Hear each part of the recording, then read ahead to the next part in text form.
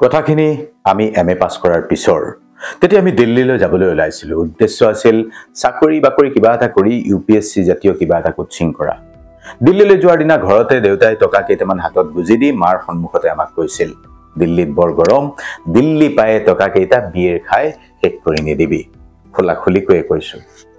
দেউতাৰ কথা শুনি একো এটা আমি উত্তৰ নিদি পিঠিত বেগটো লৈ হাঁহি এটা দি গুচি গলো। দিল্লী পালো। বিয়েৰ দিল্লীত কোনোদিন নাখালো। বাৰু ব্যক্তিগত কাহিনী থাকক, আচল কথাটো হ'ল সন্তানৰ লগত আজি আমাৰ অভিভাৱকে মুক্ত মনে যিকোনো কথা আলোচনা কৰিব নোৱাৰা কিয় হৈছে। আমাৰ কাহিনীটোৰ সংযোগ কি সেই বিষয়ে কম, কিন্তু যিকোনো কথা সন্তানৰ সৈতে খোলাকৈ পাতিব পৰা পৰিৱেশ নোহোৱা হোৱাৰ কাৰণ কি, সন্তানক সংস্কাৰ শিকাবলৈ আমি কিয় মুকলিমূৰীয়া হ'ব পৰা নাই, মুকলি মনেৰে কথা পতাৰ পৰিৱেশ কিয় দিব পৰা নাই। এতিয়া লাজ কৰিবলগীয়া অৱস্থা হৈছে। সন্তানে সন্মুখীন হোৱা সমস্যাক লৈ কথা পতা আপুনি আৰম্ভ কৰক, লাজ কৰি লাভ নাই। আমি কলেজ পোৱা সময়ত কলেজৰ হাৱা লাগি সন্তান বিপথে যোৱাৰ উদ্বেগ আছিল পিতৃ মাতৃৰ। গাঁৱৰ পৰা চহৰৰ কলেজত যেতিয়া পঢ়িবলৈ যায়, চুলি কেইডাল যেতিয়া বেলেগকৈ ফনিয়াবলৈ লয়, টাউনীয়া হাৱা লগা বুলি কৈছিল ল'ৰা ছোৱালীক। আজি যি কাৰণতেই নম্ৰতা নামৰ ছোৱালীজনীয়ে জীৱনটো হেৰুৱালে, তাকে লৈ বহুতেই বহু কথা কৈছে, কবলৈ লৈছে। বেয়া কমেণ্ট নিদিব। মৃত ছোৱালীজনীক সমালোচনাৰ তোলাচনীত জুখিব খোজা নাই। কিন্তু আমাৰ গাঁৱৰ ফালে আৰু এষাৰ কথাৰ খুব প্ৰচলন আছে, গুৱাহাটীৰ হাৱা লগা বুলি। নম্ৰতাৰ গাতো হয়তো গুৱাহাটীৰ হাৱা বা বতাহ লাগিছিল। আপুনি যদি অভিভাৱক, আজিৰ এই কথাখিনি গুৰুত্বপূৰ্ণ। আৰম্ভ কৰিছো এনেকৈ, আপুনি কলেজত পঢ়ি থকা ল'ৰা ছোৱালীৰ কথা ভাবক। আপুনিও কথাখিনিৰ শুনাৰ ধৈৰ্য ৰাখক। আপুনি যি কাৰণত ল'ৰা ছোৱালীৰ স্বাধীনতাৰ নামত আজি ল'ৰা ছোৱালীৰ দৃষ্টিকতো লেট নাইট পাৰ্টি কৰিছে, পাৰ্টি কৰি বিপদত পৰিছে, অবাতে গৈছে, সকলোবোৰ ক্ৰমাৎ স্বাভাৱিক বুলি ভাবি লোৱাৰ এটা প্ৰৱণতা আমাৰ অভিভাৱকৰ মনতো গঢ় লৈ উঠিছে। সন্তানে উচ্চ শিক্ষা লওঁতে নগৰ চহৰত থাকি কিয় পাৰ্টি কৰাটোকেই জীৱনৰ উদযাপন বুলি ভাবিবলৈ লৈছে। সেই কথাটো আমি আজি বিশ্লেষণ কৰিব লাগিব, পাতিব লাগিব। আমাৰ ল'ৰা ছোৱালীৰ মনবোৰ কেনেকৈ ইমান থুনুকা হৈ পৰে যে নিষিদ্ধ আনন্দ ল'বলৈ ইমান উত্ৰাৱল হৈ পৰে, অলপমান বেফিকিৰ জীৱন কটাবলৈ ইমান হাবিয়াস কিয়। বেয়া নাপাব, ল'ৰাই ছোৱালীৰ লগত জীৱন উদযাপন বা আনন্দ লোৱাৰ নামত মদ খাই মাতাল হৈ ৰাস্তাত ঘূৰি ফুৰিলেই আভিজাত্য প্ৰকাশ পায় বুলি এটা ভুল ধাৰণা কেনেকৈ শিকি পেলালে আজিৰ ল'ৰা ছোৱালীয়ে। বহুতেই নাজানে সেই কথা। যৌৱনকালত অলপ অচৰপ বদমাচি, অলপ আমোদ প্ৰমোদৰ বিৰোধিতা আমি নকৰোঁ, আমাক তেনেকুৱা বুলি নাভাবিব। কিন্তু সীমা ৰেখাডাল ঠিক কৰি দিব কোনে? যেতিয়াই সীমা ৰেখাডাল অতিক্ৰম কৰা যায়, তেতিয়াই নম্ৰতা বৰাৰ দৰে ৰহস্যজনক ঘটনা হয়। বেয়া নাপাব, আমাৰ আচলতে হৈছে কি, আমি সংস্কাৰ পাহৰি গৈছো। আমি সন্তানক সংস্কাৰী হোৱাৰ সলনি অতি আধুনিক হবলৈ, মডাৰ্ণ হবলৈ পিতৃ মাতৃয়ে শিকাই দিছো। আমি সন্তান মোহত ইমানেই আবদ্ধ হৈ পৰিছো, সন্তানৰ প্ৰতিটো চখ পূৰণ কৰি, প্ৰতিটো আবদাৰ মানি লৈ তেওঁলোকক অনুশাসনহীন এটা জীৱনৰ প্ৰতি আগ্ৰহী কৰি তুলিছো।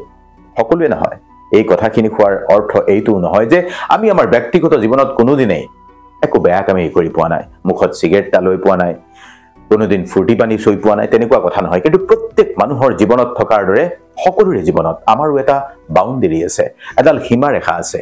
আমাৰ সমাজৰ সংস্কাৰে আপোনাৰ মোৰ দৰে 40ৰ ঊৰ্ধৰসকলক শিকাইছিল কিদৰে নিজেই নিজৰ জীৱনত এডাল সীমা ৰেখা অংকন কৰি ল'ব লাগে।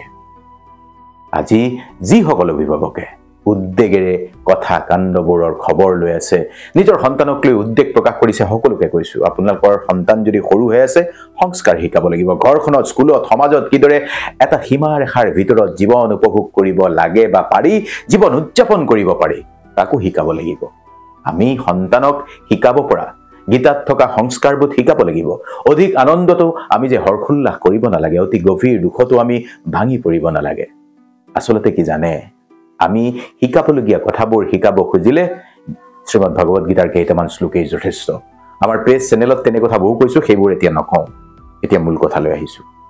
আজিৰ যুগত উচ্চ শিক্ষা আৰু চাকৰিৰ বাবে গাঁও চহৰৰ পৰা যুৱকসকলে বা যুৱকে চহৰৰ থাকে, চহৰত বেছি সুবিধা, উন্নত শিক্ষা, মডাৰ্ণ সংস্কৃতিৰ স্পৰ্শ আহে, কিন্তু চহৰলৈ আহি অবাধ স্বাধীনতাও পাই যায়। এই অবাধ স্বাধীনতা লগে লগে আহে কিছুমান বিপদ। গম নোপোৱাকৈ সন্তানে কেনেকৈ বিপদজনক পথত ভৰি দিয়ে, নিজকে সংযমী কৰি ৰখাত ব্যৰ্থ, ইমোচনেল লনলিনেছ বা আৱেগিক একাকিত্বৰ বাবে মনোৰঞ্জনৰ সন্ধান কৰি বেয়া কাম কৰি পেলায়। মেঘালয়ত সংঘটিত নম্ৰতা বৰাৰ দুখজনক মৃত্যুৰ ঘটনাই এই প্ৰমাণ কৰে যে মডাৰ্ণ লাইফষ্টাইলৰ নামত আমি ভুল বাটত যোৱাৰ ফল কিমান ভয়ানক হ'ব পাৰে। চহৰলৈ অহা মানে বহুতেই স্বাধীনতাৰ আৰম্ভণি বুলি ভাবে, পৰিয়ালৰ কাঢ়া নিৰ্দেশৰ পৰা মুক্ত হোৱা বুলি ভাবে, নিজৰ ইচ্ছা অনুযায়ী জীৱন যাপন কৰাটোৱেই আধুনিকতাৰ মানদণ্ড হৈ পৰে। কিন্তু বিপদ ক'ত লুকাই থাকে আমি অজ্ঞ। লেট নাইট পাৰ্টি, সংস্কৃতি, মাদক দ্ৰব্য সেৱন, ৰাতিপুৱা পুৱতি নিশা পৰ্যন্ত আড্ডা, অবাঞ্ছিত সম্পৰ্ক, এইবোৰে কি কৰে নিজৰ জীৱন শিক্ষা ধ্বংস কৰি পেলায়। তিল তিলকৈ আমি গৈ থাকোঁ ধ্বংসৰ দিশে, আমি গম নাপাওঁ। আমাকে কৈছোঁ, বেয়া লাগে, সন্তানে বিপথে যোৱা কথাটো বহু অভিভাৱকে গমেই নাপায়, আৰু যেতিয়া গম পায় তেতিয়া বহু পলম হৈ যায়। অভিভাৱকৰ দায়িত্ব আজি ক'ব খুজিছোঁ, আমি সকলোৱে সন্তানক মৰম কৰোঁ, সন্তান আধুনিক হোৱাটো বিচাৰোঁ। আমি আগেও কৈছোঁ যে সন্তানৰ সৈতে বন্ধুত্বপূৰ্ণ সম্পৰ্ক গঢ়িব লাগিব। একেবাৰে কঠোৰ শাসনৰ দিন এতিয়া নাই। অভিভাৱক বন্ধু হৈ মুক্ত মনে কথা পতাৰ পৰিৱেশ দিব লাগিব। সন্তানে নিজৰ অনুভৱ, চিন্তা আৰু সমস্যাবোৰ সুধিবলৈ মুক্ত মনে যাতে কথা পাতিব পাৰে, এনে এটা পৰিৱেশ কিন্তু অভিভাৱকে দিব লাগিব। সেই কথা অভিভাৱকে কৰিছেনে? আটাইতকৈ জৰুৰী নৈতিক শিক্ষা, মাত্ৰ পঢ়া শুনাই নহয়, কিদৰে ভাল মানুহ হ'ব, সংকটৰ সময়ত কিদৰে সিদ্ধান্ত ল'ব, এইবোৰো শিকোৱাৰ প্ৰয়োজন আছে। আমি কৈ থাকোঁ সন্তানক সংস্কাৰ দিব লাগে, প্ৰাৰ্থনাৰ শক্তি শিকাব লাগে, সংযমী হোৱাৰ শিক্ষা দিব লাগে, আত্মসংযম, আত্ম অনুশাসনৰ পাঠ দিব লাগে। কেনেকৈ দিব লাগে আজি আমি পাহৰি যোৱাৰ নিচিনা হৈছোঁ। আপোনালোকে বিচাৰিলে কম কেতিয়াবা সেই কথাও। কিন্তু আৱেগিক সংযোগ, ইমোচনেল এটাচমেণ্ট, বহু যুৱকে ভুল সিদ্ধান্ত লয় কাৰণ তেওঁলোকে অকলশৰীয়া অনুভৱ কৰে, নিসংগতা। অভিভাৱকে নিয়মীয়াকৈ খবৰ ৰাখিব লাগিব আৰু ব্যস্ত নেদেখুৱাই সন্তানক সকলো এৰি দিব নালাগে।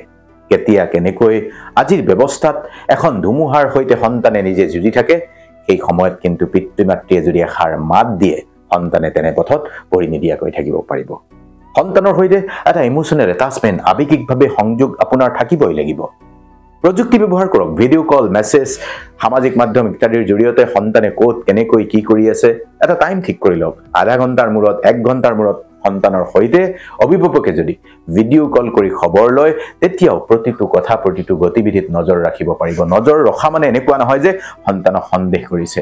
আপোনাৰ সন্তানক বেয়া কথাৰ প্ৰতি প্ৰলোভিত কৰিবলৈ বহু সা সৰঞ্জাম চহৰত আছে, আৰু ভোগবাদী জীৱনৰ প্ৰতি আকৃষ্ট কৰিবলৈ বহুত ধনীৰ অবাতে যোৱা দুলাল দুলালি সাজু হৈ আছে। তেওঁলোকৰ পৰাও সন্তানক বচাই ৰখাৰ দায়িত্ব কিন্তু অভিভাৱকে ল'ব লাগিব। কি কৈছো বুজি পাইছে? সন্তানক বিশ্বাস কৰক, নজৰবন্দী কৰি ৰখাৰ কথা কোৱা বুলি ভুল নুবুজিব। সন্তানৰ ওপৰত সন্দেহ কৰি আপুনি একো কৰিব নালাগে, বৰঞ্চ তেওঁলোকৰ ওপৰত বিশ্বাস ৰাখি সহায় কৰা পৰিৱেশ এটা কৰক। যে কথা অলপ পাতিবলৈ মন আছে ভিডিঅ' কলত, এটা অভ্যাসত পৰিণত কৰক। এতিয়া কি যুৱক যুৱতীসকলৰ দায়িত্ব নাই নেকি? চহৰলৈ যোৱা মানে বিৰামহীন আনন্দ, life is all about balance, ভগৱত গীতাৰ এই কথাটো সন্তানে ল'ৰা ছোৱালী মনত ৰাখিব লাগিব। বেলেঞ্চ সকলোৱে বুজিব লাগিব, যে ল'ৰা ছোৱালীয়ে বুজিব লাগিব যে স্বাধীনতাৰ লগত দায়িত্ব আছে। স্বাধীন হৈ যোৱা মানে জীৱনৰ বেপৰুৱা উদযাপন নহয়, বেপৰুৱা জীৱনৰ আৰম্ভণি নহয়। ইমানখিনিলৈকে যদি শুনি ভাবিছে আমি একেবাৰে কাঢ়া শাসনত থকাটোৱে জীৱন বুলি মানি লৈছোঁ, ভুল নুবুজিব। জীৱন উদযাপন আমিও কৰিছোঁ। আমিও এখন কিতাপ পঢ়ি, এখন চিনেমা চাইও জীৱন উদযাপন কৰাৰ শিক্ষা লৈছোঁ। আজি সন্তানসকলক কৈছোঁ, আজি যুৱচামক কৈছোঁ, তোমালোকে কৰি পোৱা কামবোৰ আমিও কৰিছোঁ। কিন্তু মনত ৰখাটো দৰকাৰ যে আনন্দ লোৱাটো ভুল নহয়, কিন্তু সীমা পাৰ কৰাটো বিপদজনক। নিজে কিমান টকা খৰচ কৰিছে, কিমান পাচলি খাইছে, কিমান সময় ঘূৰি ফুৰিছে, এইবোৰ নিজে বুজি চলা উচিত। নিজৰ মাজত এটা বাউণ্ডেৰী থকা উচিত। আৰু আটাইতকৈ ডাঙৰ কথা, ফ্ৰেণ্ডশ্বিপৰ নামত যিটো পিয়াৰ প্ৰেছাৰ আহে, তাৰ পৰা কিন্তু দূৰত থকা উচিত। বন্ধুবোৰ এৰি দিয়ক, যিবোৰ বন্ধুৱে কেৱল বেয়া কামত লগ ধৰে। আমি ৰিলতো কৈছোঁ কোনবোৰ বন্ধুৱে কেতিয়া বিপদ ঘটায়, তেনে বন্ধুক লাহেকৈ এভইড কৰিবলৈ আপুনি শিকিব লাগিব। ল'ৰা ছোৱালীক কৈছোঁ, পৰাপক্ষত কম বন্ধুৰ সৈতে মিলা মিছা কৰক। বেছিভাগ দুৰ্ভাগ্যজনক ঘটনাই বন্ধুৰ মাজতেই ঘটি আছে। গতিকে যি বন্ধুৱে অনবৰত আমোদ প্ৰমোদ আৰু জীৱনৰ আনন্দ লোৱাৰ বাবে লগ ধৰে, তেনে বন্ধুত্বৰ কোনো কাম নাই। এতিয়া কিছুমানে ক'ব, আজি ল'ৰা ছোৱালী বা আজিকালিৰ ল'ৰা ছোৱালীৰ কিমান দুখ, হতাশা, উদ্বেগ, যন্ত্ৰণা আপুনি জানো বুজি পায়? আমাকে ক'ব, দুখ, হতাশা, যন্ত্ৰণা, বাৰ্ণআউট, এংজাইটি কাৰ নাই? এইবোৰৰ সৈতে মোকাবিলা কৰাৰ বাবে প্ৰয়োজন হ'লে কাউন্সেলিঙৰ সহায় ল'ব লাগিব, ব্যায়াম, যোগাভ্যাস কৰিব লাগিব, যাৰ জৰিয়তে এই উদ্বেগ, ষ্ট্ৰেছ কমাই আনিব পাৰি। পৰিয়ালৰ সৈতে সংযোগ ৰাখি চলিব লাগিব। নিজৰ খবৰ পৰিয়ালক দিব, কথা বৰ্তা বজাই ৰখা, এইবোৰেই মানসিক ভৰসা, পৰিয়ালটোৱে ভৰসা। যি বিপদ হলে অৱশেষত নিজৰ পৰিয়ালে যে আপোনাৰ সংগ দিব, ল'ৰা ছোৱালীক কৈছে বিপদত গালি দিও সহায় কৰিব, সেই কথাটোকেই মনত ৰখা দৰকাৰ।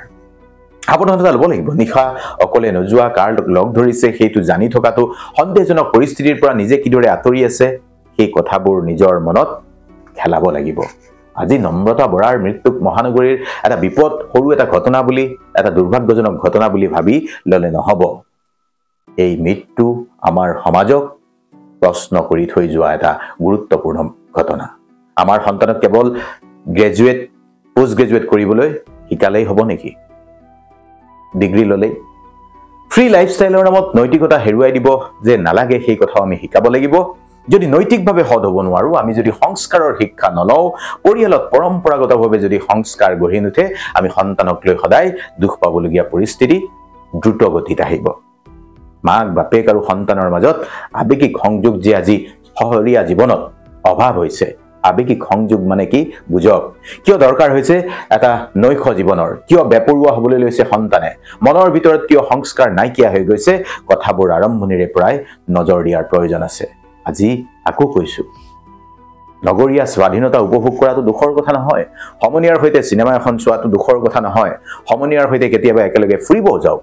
কিন্তু সেই স্বাধীনতা বিধিহীনতা হৈ পৰিলেই বিপদ অনিবাৰ্য। সেই স্বাধীনতাৰ নামত শালীনতাৰ সীমা চেৰাই গ'লেই বিপদ। সেই স্বাধীনতাৰ নামত পৰিয়াল পিতৃ মাতৃৰ সন্মানৰ কথা পাহৰি গ'লেই বিপদ আছে। এই ক্ষেত্ৰত পিতৃ মাতৃ সন্তান উভয়ৰে দায়িত্ব আছে। এটা সুস্থ সাৱধান আৰু নৈতিক জীৱন গঢ়ি তোলাটো এটা পৰিয়ালৰ দায়িত্ব। নম্ৰতা বৰাৰ দৰে ঘটনা কাৰো সৈতে পুনৰ নঘটক, তাৰ বাবে পৰিয়াল, সমাজ, শিক্ষানুষ্ঠান সকলোৱে একেলগে কাম কৰাৰ সময় কিন্তু আজি আহি পৰিছে। মডাৰ্ণ হ'ব লাগিব, কিন্তু দায়িত্বশীল হয়। দায়িত্বশীলতা শিকাব লাগিলে আপুনি সন্তানক সৰুৰে পৰাই সংস্কাৰ দিব লাগিব। স্কুলীয়া পাঠ্যক্ৰমত এই সংস্কাৰৰ শিক্ষা থাকিব লাগিব। আচলতে আমাৰ সমাজ ব্যৱস্থাই পাঠ্যক্ৰমত যেতিয়ালৈকে জীৱন কেনেকৈ যাপন কৰিব লাগে তাৰ শিক্ষা পাঠ্যক্ৰমত অন্তৰ্ভুক্ত নকৰে, তেতিয়াও এনেকৈয়ে বিপদ আহি থাকিব। আমি যেতিয়ালৈ জীৱন যাপনৰ এটা বাউণ্ডেৰী নিজেই ঠিক কৰিব নোৱাৰিম, জীৱনে জটিল বাটত বাট বুলিবই। আজিৰ নম্ৰতাৰ বাবে এটা পৰিয়ালে কান্দিছে। সকলোৱে জীৱনৰ উদযাপন, আনন্দ, উল্লাসৰ বিৰোধিতা কৰিছে। কিন্তু সীমা ৰেখাডাল কেতিয়া কেনেকৈ টানিব, ক'ত ঠিক কৰিব, আমিনো ক'ত শিকাইছো ল'ৰা ছোৱালীক? আহক আমি চৰকাৰ, বিশ্ববিদ্যালয়, স্কুল, কলেজ সকলোতে সংস্কাৰী হোৱা চৰিত্ৰ গঠনৰ বাবে পাঠ দিয়াৰ চেষ্টা কৰোঁ। আত্মসংযম, আত্ম অনুশাসনৰ পাঠ দিবলৈ বাধ্য কৰাওঁ। আকৌ কৈছো, আজি আপুনি সন্তানক কেৱল গ্ৰেজুৱেট, পোষ্ট গ্ৰেজুৱেট, কেৱল ডিগ্ৰী অৰ্জন কৰিবলৈ শিক্ষানুষ্ঠানলৈ পঠালে নহ'ব। আপুনি প্ৰথমে মানুহ হোৱাৰ শিক্ষা দিব লাগিব। মানুহ হোৱাৰ শিক্ষা এইদৰে দিব লাগিব, আপুনি কেনেকৈ আজি মানুহ হৈছে, আপুনি কেনেকৈ নিজকে সংযমী কৰি ৰাখিছে, সেই শিক্ষা আপুনি ক'ৰ পৰা পাইছিল। কথাবোৰ মনত পেলাওক এবাৰ। অভিভাৱক হোৱাটো টান, পিতৃ মাতৃ হোৱাটো আৰু টান। আৰু আটাইতকৈ টান কথাটো হ'ল যে নিজৰ মনক চম্ভালি ৰখাটো, যিটো সমস্যা আজিৰ বহুতৰে হৈছে। মনটোক নিয়ন্ত্ৰণ কৰাটো যে কঠিন, ভগৱান শ্ৰীকৃষ্ণই কৈ গৈছে, তাত কোনো সন্দেহ নাই। কিন্তু পুনঃ পুনঃ অভ্যাসৰ দ্বাৰা চঞ্চল মনটোকো স্থিৰ আৰু শান্ত কৰিব পাৰি। সেই কথাটোকে শেষত আপোনাক ক'লো। কথাবোৰ অলপ গমি পিটি চাব, সকলো ভালে থাকিব। আৰু আজি বিক্ষিপ্তভাৱে কথাখিনি ক'লো, মাজতে কথাখিনি কৈ থাকোঁতে ফোনো আহিলে এইবোৰ এনেকৈয়ে চলি থাকিব বুলি এৰি দিব পৰা কথা কিন্তু নহয়। বাকী কথাবোৰ চিন্তা কৰিব আৰু আগলৈ প্ৰেৰণ কৰিব কথাবোৰ, যাতে সকলোৱে ভাবিব পাৰে, বুজিব পাৰে। ভালে থাকিব।